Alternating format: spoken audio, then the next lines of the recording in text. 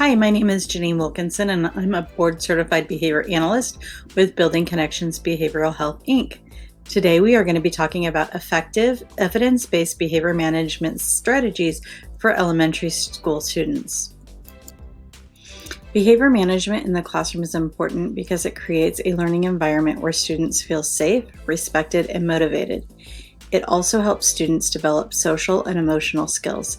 It can reduce the stress of the teacher as well.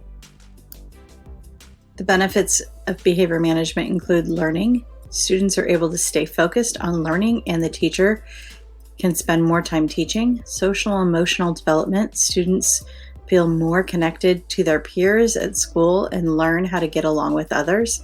Safety. Students are less likely to act in ways that could hurt others or damage property. Teachers' well-being. Teachers can focus more on teaching and building relationships with students. Effective behavior management strategies for students are critical to creating a positive, conducive learning environment. Establishing clear expectations helps students understand the boundaries and rules within the classroom, which reduces confusion and misbehavior. Building positive relationships with students fosters trust and respect, encouraging them to comply with classroom norms. Consistent routines provide structure and predictability, which can comfort the young learner and help them focus on their tasks. Positive reinforcement, such as praise or rewards, motivates students to exhibit desired behaviors and reinforces good habits. Modeling ideal behavior sets a standard for students to emulate. Teachers should be demonstrating behaviors expected from their students. Offering choices empowers students and promotes autonomy, making them feel more in control of their actions. Actively engaging students in lessons keeps them interested and reduces opportunity for disruptive behavior. Maintaining open communication with parents ensures behavior expectations are reinforced at home, creating a consistent support system for the students to thrive both academically and socially. Remember, before learning can happen in the classroom, children need to know how to behave, so we need to make behavior management a priority. One of the first things to do with your students before you do any ELA or math tasks is to set clear expectations and rules. Take time to clearly communicate what behaviors are expected in the classroom and consistently enforce them. This helps to create a structured and predictable environment where students can thrive. Start by outlining classroom rules at the beginning of the school year and ensure they are visible for all students. Perhaps post them on a bulletin board, engaging students in discussions about why these rules are important, which can foster a sense of ownership and responsibility. Additionally, provide examples of both expected behaviors and consequences for not adhering to the rules. Reinforce positive behavior with praise and rewards, which can motivate students to continue to follow the guidelines. Remember, consistency is key. Apply the rules fairly and uniformly to build trust and respect within the classroom community. Positive reinforcement is the active praise and rewarding of positive behaviors to encourage their repetition. This approach can be applied in various settings. Both parenting and education use positive reinforcement. This recognizes and appreciates the efforts and achievements of individuals. You create a supportive environment that fosters growth and motivation. Whether it's through verbal encouragement, tangible rewards, or simply acknowledging progress, positive reinforcement helps build confidence and reinforces desired behaviors. This ultimately leads to more happy and productive interactions.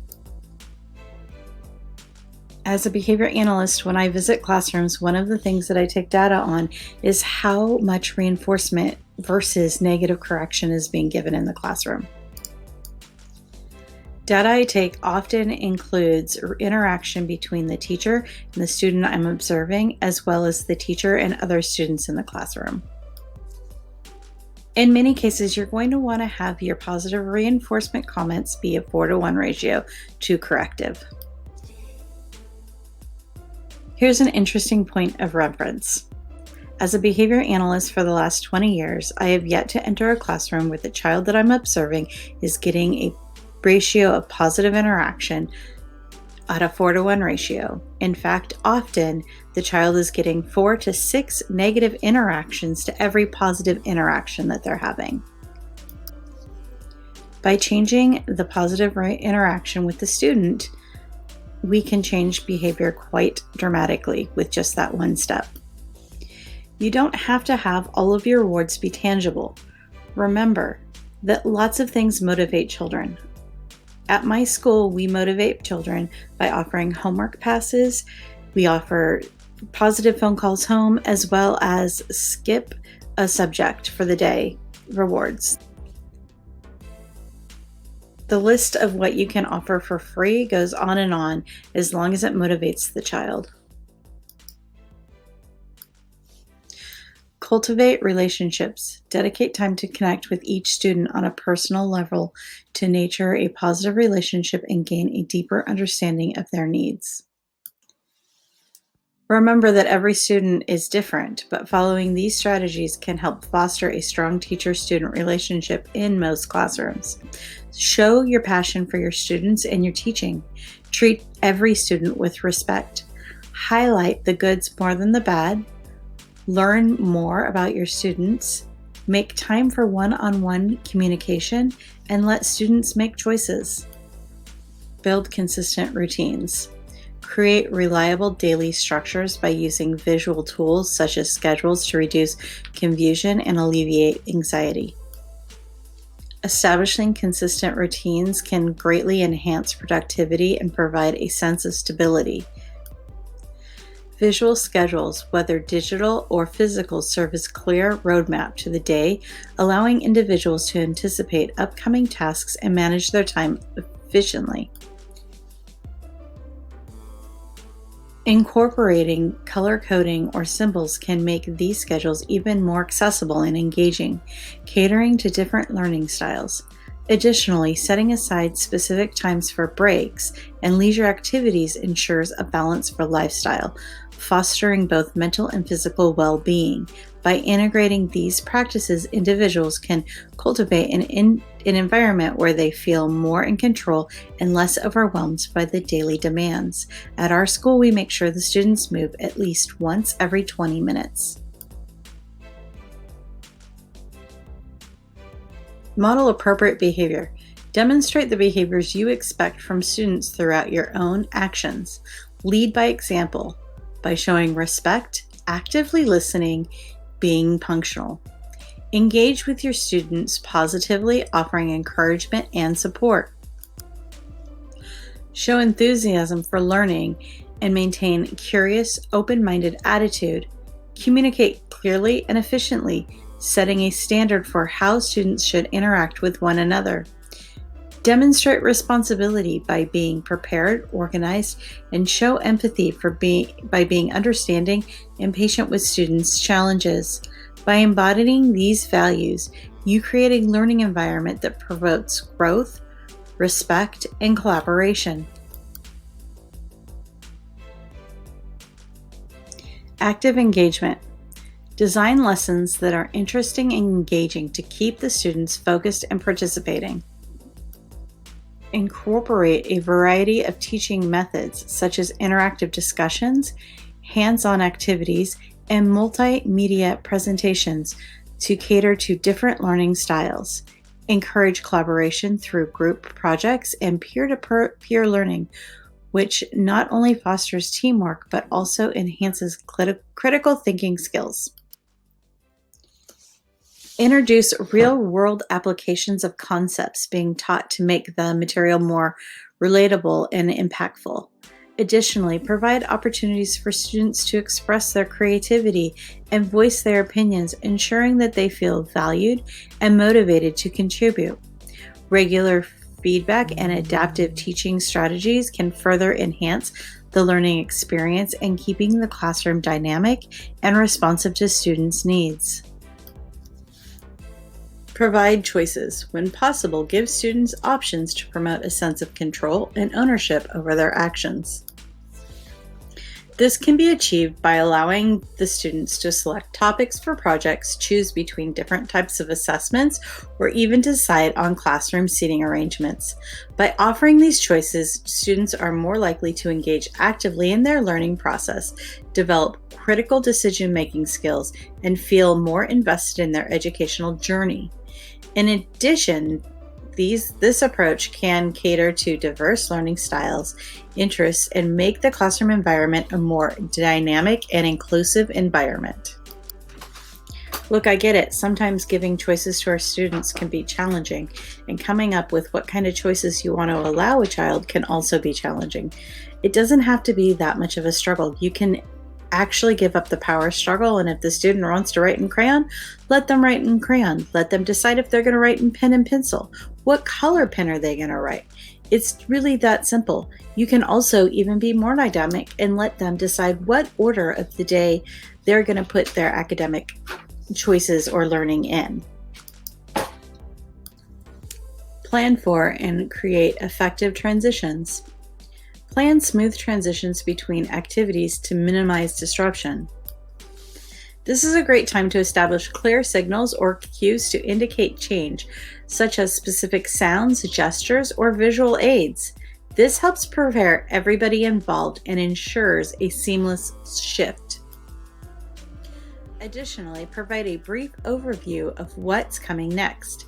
This helps set expectations and reduce anxiety. Consider incorporating engaging activities or short breaks between transitions to maintain energy levels and focus. By doing so, you can create a structured yet flexible environment that supports productivity and positive engagement. Remember, the goal is to maintain flow and continuity, enhancing the overall experience for all participants. Addressing negative behaviors in the classroom. When addressing negative behaviors in your classroom, it is important to address behaviors promptly, responding to the negative behaviors quickly and calmly using redirection or private conversations as often as possible. This approach helps prevent escalation and allows for constructive dialogue focused on understanding and improvement. It's important to maintain a respectful and supportive tone, ensuring that the individual feels heard and valued. By addressing issues promptly, you can reinforce positive behaviors and create a more harmonious environment for everyone involved. Additionally, documenting any recurring issues can provide a valuable insight and aid in developing long-term solutions. Key strategies when responding to negative behavior include direct and immediate intervention. Address the student privately. Pull the student aside to discuss their behavior in a calm and respectful manner. Be specific about the behavior.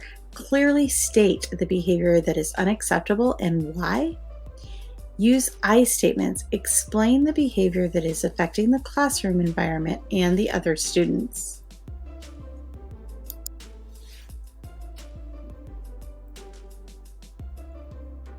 If possible, use redirect techniques. Distraction, engaging the student in different activities to redirect their focus away from negative behaviors is often very useful in changing student behavior. When asking them questions, make sure to ask them open-ended questions. Encourage the student to think about their actions and potential consequences. Review with them the classroom rules and expectations that have already been set and posted in advance. Make sure that those enforcement of the rules is consistent and fairly as often as possible. If the behavior is repetitive or happens often, consider the underlying causes. First, check for understanding. Ensure the student is grasping the materials and not acting out due to confusion or misunderstanding. See if there's any personal issues. If possible, talk to the student to see if there are any personal problems affecting their behavior. Review your data and your notes to identify possible functions of behavior. There are 4 functions of behavior. These include attention, escape, access to tangible items, or sensory stimulations. Examples include attention. A child throwing a tantrum might get a teacher's attention We can change that to a replacement behavior by teaching them to raise their hands when being called on. Escape. A child may refuse to be doing their homework to avoid a task or running away from a situation because they don't want to do the work.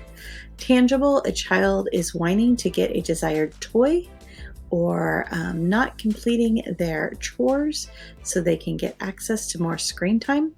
Sensory stimulation. Rocking back and forth, hand flapping, or finger tapping on tables. To be quite honest, all of us do engage in sensory stimulation. It might be tapping your foot on the ground. It might be scribbling on your notes. It could be tapping your pen.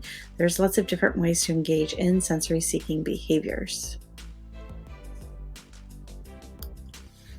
Once you identify the potential function of the behavior, you're going to want to create functionally equivalent replacement behaviors. These are positive behaviors that achieve the same outcome as the less desired behavior. Some examples of functionally equivalent replacement behaviors and new behaviors to teach include teaching a child to request attention appropriately. So instead of shouting out, the student is going to be taught to ask for attention in more appropriate ways, such as saying "excuse me" or raising their hand and waiting their turn to talk. Requesting access to an item.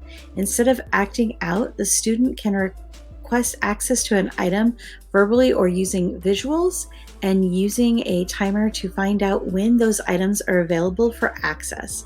Tolerating delays. Instead of escaping academic instruction, increase the amount of time they spend on tasks by teaching them to tolerate those delays. In summary, a functionally equivalent replacement behavior is a positive alternative that allows students to obtain the same outcome as their challenging behavior provided. That is, the student is able to obtain or escape something in their environment in an appropriate and acceptable manner. If behavior continues or escalates, it is now necessary to contact the parent. Contacting the parent to discuss the issues and involve them in creating a plan that addresses this behavior. Also, seek support from school administration. Consult with the school counselors or administrators for future guidance and interventions. What to avoid when addressing problem behavior. Public humiliation. Do not embarrass a student by calling them out in front of the class. Yelling or aggressive language. Maintain a calm professional demeanor even when dealing with challenging behaviors. Ignoring serious issues. Addressing concerning behaviors promptly and appropriately is important. Using threats or bribes. Focusing on positive reinforcement and clear consequences is a much better option than using a threat or a bribe. Effective teacher and parent communication is a two-way exchange of information that helps parents feel involved in their child's education. It can include regular updates, open lines of communication, and opportunities for parents to meet with teachers. Strategies for effective teacher-parent communication include being transparent. Be honest about concerns and issues and follow up with them. Be consistent.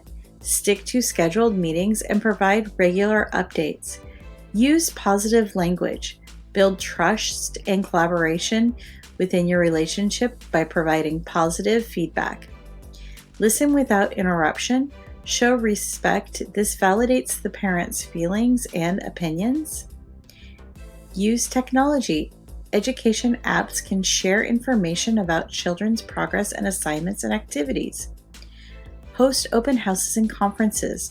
Provide opportunities for parents to meet with teachers in person. Provide regular updates. Keep parents informed of their child's progress and needs through newsletters, progress reports, or brief notes.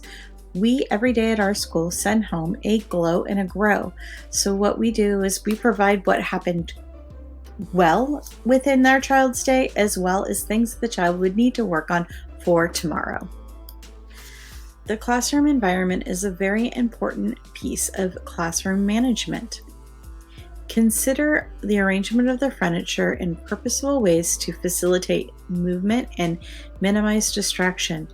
Check the room for clutter and make sure that visually the students are not distracted by items around the room.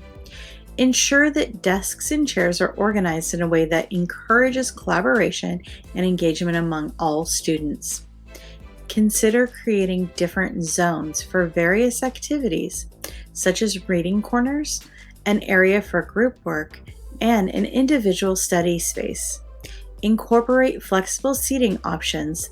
This allows you to accommodate diverse learning styles and preferences. Consider your lighting.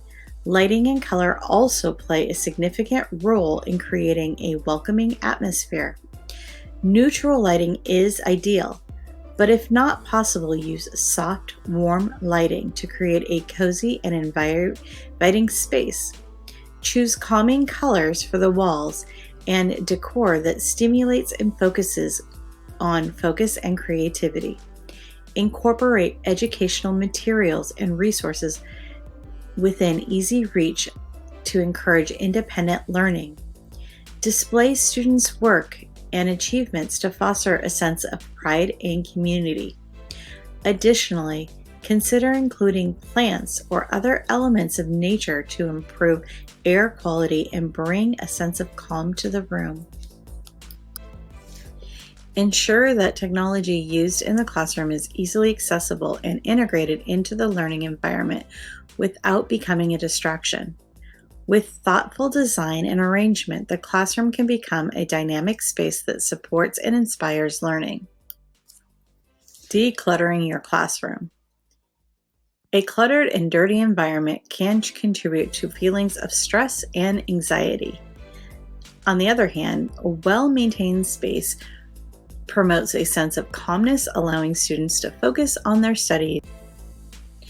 Organizing and cleaning out your classroom will do wonders to improve the behavior in your classroom, and here's why. It commands relevance. Adults and students alike, when they walk into a bright, neatly arranged classroom, they are likely to be like walking into a museum. They sort of tiptoe in, taking great care not to disturb its peacefulness and sacred learning environment. An organized classroom is inviting. An attractive classroom draws students in and makes them want to be part of something going on inside. All students crave the feeling of being associated with something exclusive.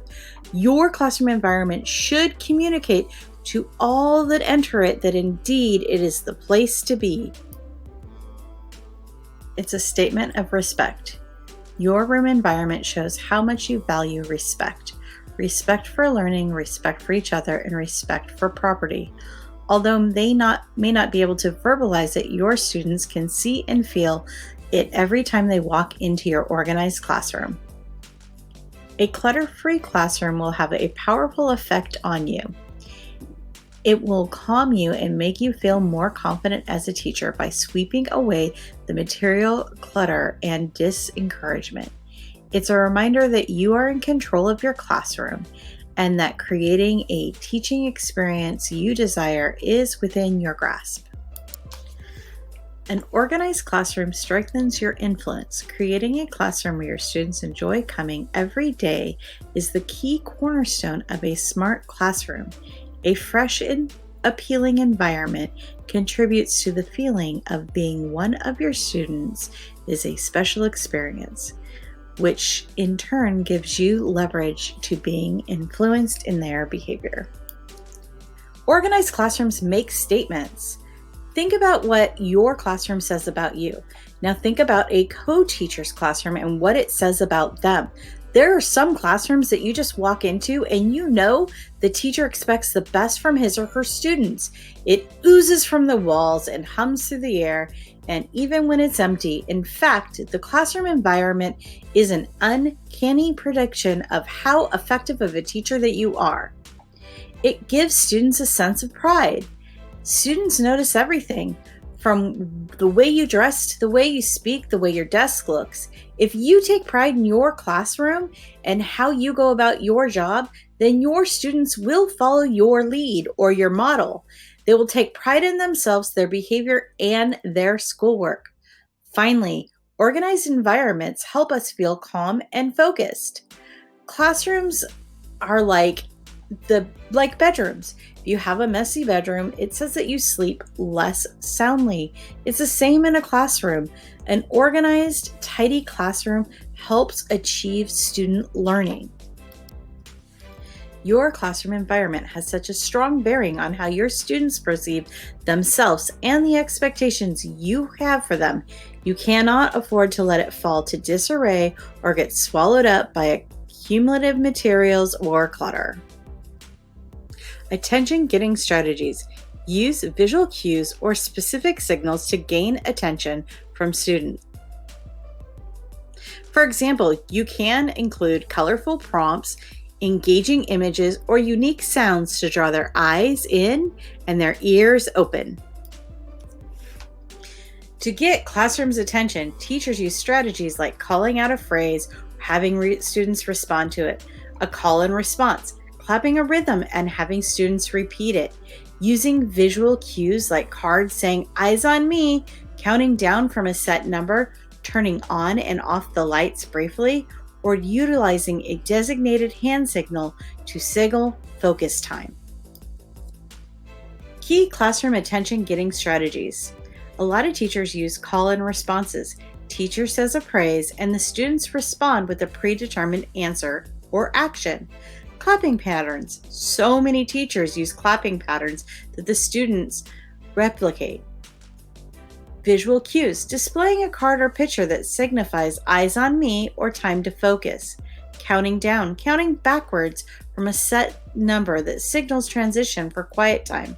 Light changes. Briefly turning on and off or dimming the lights to grab that attention immediately. Hand signals. Establish specific hand signals that indicate students need to focus. Give me 5. Raising one finger at a time and asking students to mirror the actions until everybody is quiet. Quiet signal. Using a silent gesture or pause to prompt students to quiet down. Timer. Utilizing a visual timer to manage activity time and transition points. Varying instructions. Switching between different teaching methods to keep students engaged helps them stay on task. Use positive language. Focus on describing desired behaviors instead of focusing on negative actions. For instance, instead of saying "don't run in the hallways," you might say "please walk calmly in the hallways." This approach encourages individuals to visualize and adopt the preferred behavior. Additionally, using positive language can help create an uplifting and supportive environment, reinforcing a sense of cooperation and mutual respect. By highlighting the benefits of the desired outcome, you can inspire motivation and foster the sense of empowerment in others. Manners. It has to be said, our little ones are still learning their manners, and therefore it is important for teachers to model and reinforce good manners, and helping these children develop important social skills. Manners do not only make a good impression on others, but they also make us feel good about ourselves. Here are some tips for manners and respect. 1. Always acknowledge and reinforce when a child demonstrates good manners. Encourage children to treat others with respect by modeling desired behaviors. Inform children of the importance of treating others the same way they would like to be treated. And role play various situations that demonstrate appropriate responses. Let's talk about the elephant in the room. Sometimes teaching can be extremely stressful. Teaching children and managing sometimes difficult situations is never an easy job. Teaching can sometimes become stressful even for the most accomplished teacher. It is vitally important that teachers think and feel as if they're in control at all times. A positive attitude is contagious. Being positive, you can affect change in a child's outlook. Never let the children know that you have doubts in your own ability or you're unable to cope in a particular situation. Remain confident at all times. Here are the golden rules of teaching. Believe that you can make a difference in tomorrow's future. Take your time and use SMART goals. Celebrate all of your achievements, however small they may seem. Understand that you are human and you will make mistakes. Remember, mistakes are merely points for us to learn. Remember that behavior change takes time, and sometimes it can be really slow. It also often gets worse before it gets better. This can make us feel helpless and inadequate. Keep a flexible approach and do what works best for you and your children. Plan ahead, but be flexible and ready to accept change. Remember, it takes time to accomplish your goals and keep your goals realistic. Don't take it personally when sometimes children will not show appreciation for your efforts, even if you've worked really hard on creating something for them. If you feel overwhelmed, talk it through with a colleague. Take time to enjoy healthy lifestyle, including exercise and eating healthy. Adopt a sense of humor and have some fun.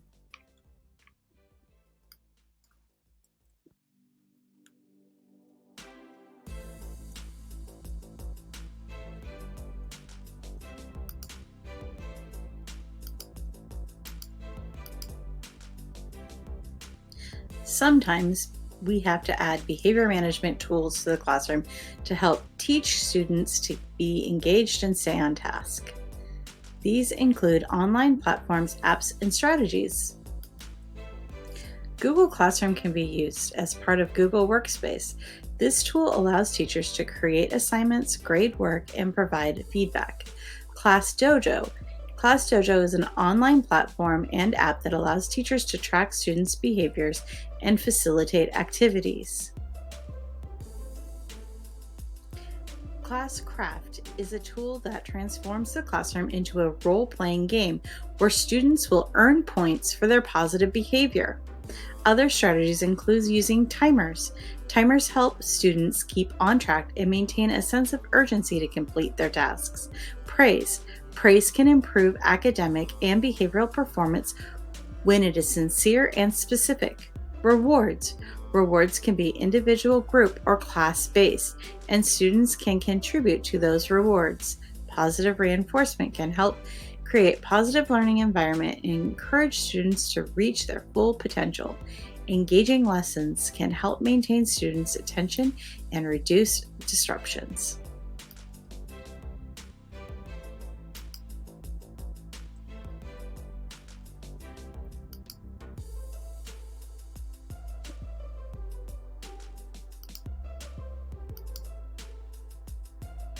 Sometimes student behaviors need monitoring tools to help monitor behavior.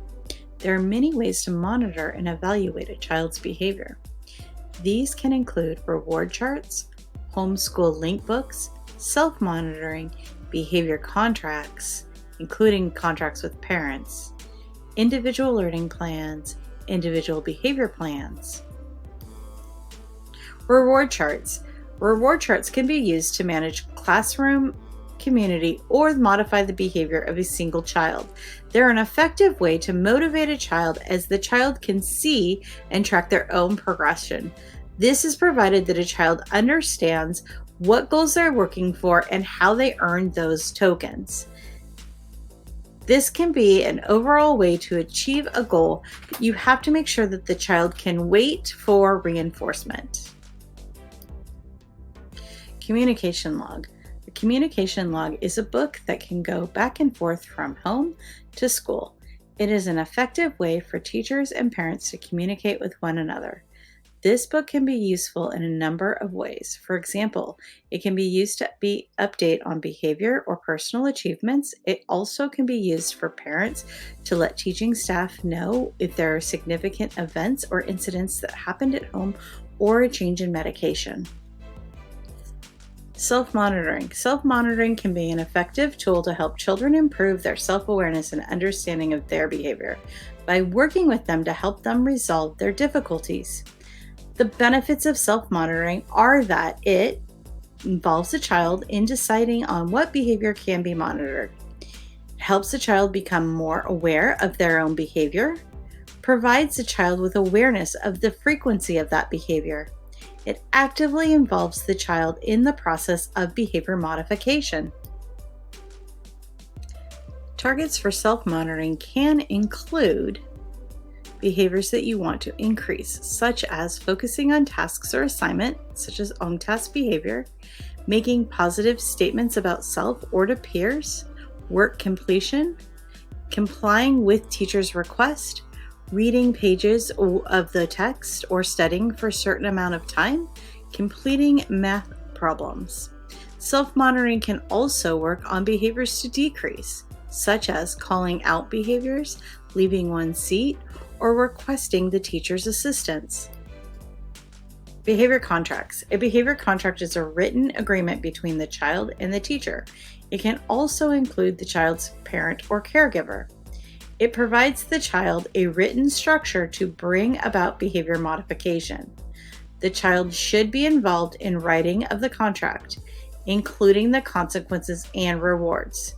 The contract should incorporate the following: no more than 3 goals, such as no calling out in class, the agreement consequences for the non-achieved goals, the agreed upon rewards for achieving the goals, the agreed time scale, for example, day or week, a definition of who will monitor these behaviors and how, and a date for reviewing the contract.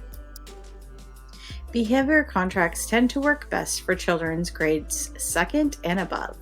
They can work for students all the way up through high school. Younger students may have trouble understanding how the contract works and what's expected of them.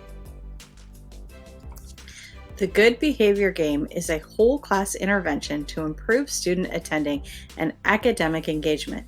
It is best used during structured class time, for example, whole group instruction or periods of independent seated work. The game is not suitable for less structured activities, such as cooperative learning groups, where students are expected to interact with each other as part of a work assignment. Step 1. The instructor decides when to schedule the game. The behavior game should be used for no more than 45 to 60 minutes per day to maintain its. Step 2. The instructor defines the 2 or 3 negative behaviors that will be scored during the game.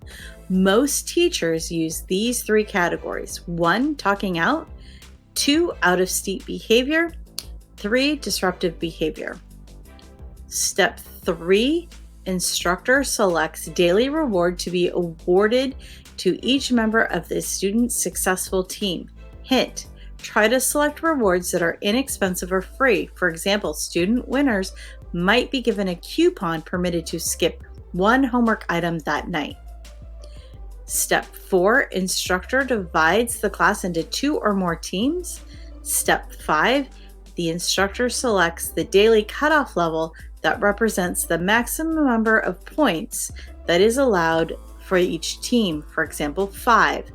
Step 6. When the game is being played, the instructor teaches in their usual manner. Whenever the instructor observes student misbehavior during a lesson, the instructor silently assigns a point to the student's team and then continues to teach. When the game period is over, the teacher tallies each team's point. Here are the rules for deciding the winner of the game. Any team whose points total at or below the predetermined cutoff earns a daily reward. Note this means more than one team can win. If one team's points total is above the cutoff level, that team does not earn a reward. If all teams have points that exceed the cutoff level for that day, only the team with the lowest number wins. Troubleshooting the behavior game. Here are some tips for using the Good Behavior Game. Avoid the temptation of overusing the game. Limit its use to no more than 45 minutes or an hour per day. If a student engages in repeated bad behavior to sabotage a team to cause it to lose, you can create an additional team of 1 that only has 1 member. That would be the misbehaving student.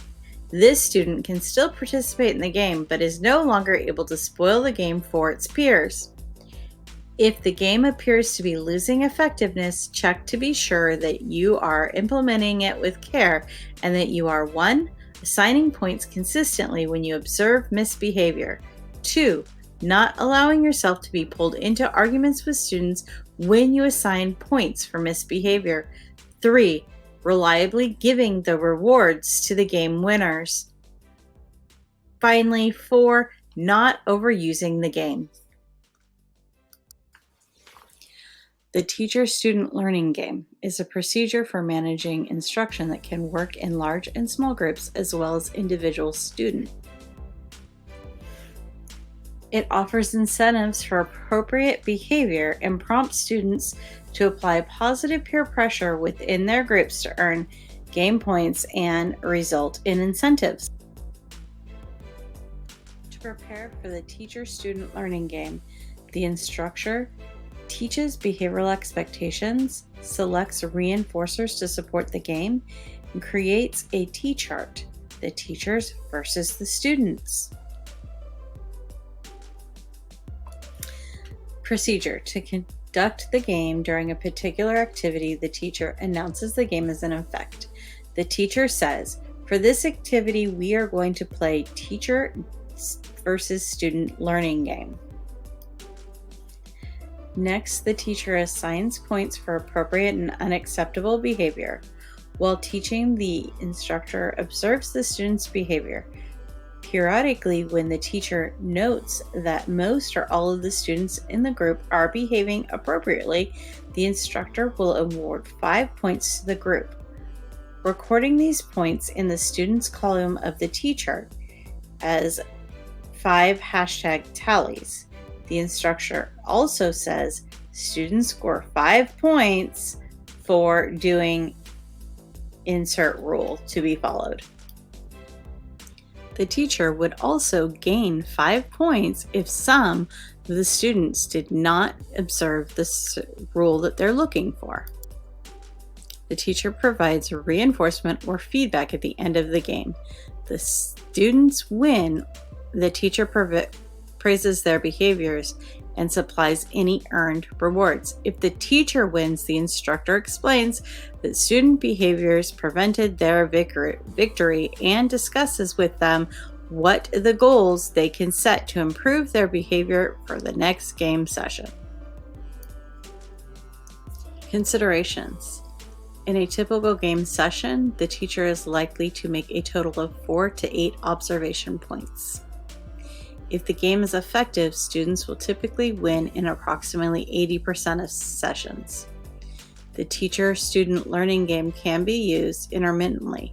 Typically, the instructor would use the game more frequently in the first months of school and taper its use later in the year.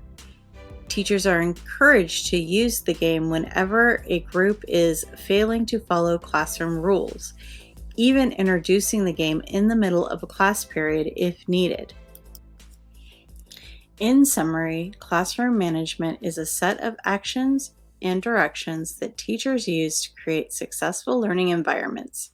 Effective classroom management can help students learn more, be more productive, and have better social and emotional experiences in school.